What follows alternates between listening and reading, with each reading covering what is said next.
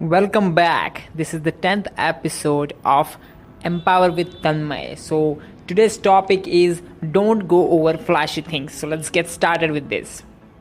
Now, don't go over flashy things on social platforms. And my point here is while building your business online, allow only those people in your world on social platforms who you think are providing information you need to grow, because social platforms are full of noise, and if you are following everyone you will not able to find what is important and what is not.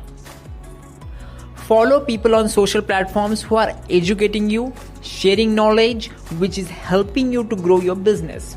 There are thousands of people making reels and sharing 1 minute knowledge, but it's your job to choose and observe who is actually giving in-depth knowledge and who is sharing content which is actually helping me and my business overcome the problem.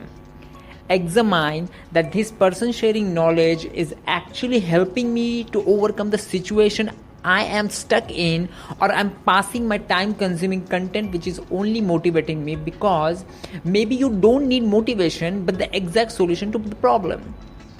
Keep yourself on low information diet. I'm not saying that every reels are useless, but if you observe carefully, how many of them are really talking about the solution? If you want to build the successful business digitally, then 5 to 6 good people and good quality people are enough who are sharing in-depth and informative content. Consume only limited content of limited people who are making sense towards growing your business. I told you in the past videos and past audios as well that have a mentor to boost your learning and growing speed. Don't try to figure out everything by yourself.